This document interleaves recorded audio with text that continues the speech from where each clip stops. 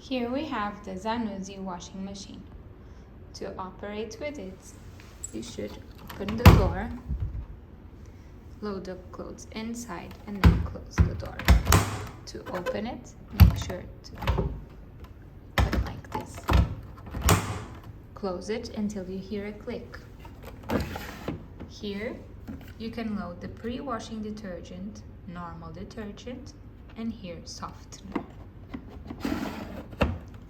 Then, to turn it on, rotate this knob and choose which program you would like the machine to work on with.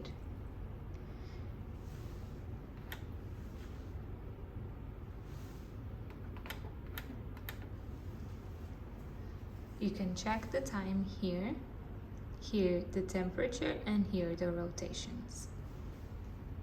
If you wish to change the temperature or the spin rotations, you can press here. For this program, it's not possible to change the temperature, but then for other programs, you can just come here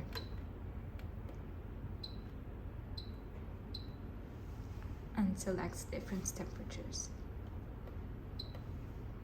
You will have different times for different temperatures, and you can also change the spinning rotation. Once you're done, press start pause and the washing machine will start. To turn it off, put it back in the initial position.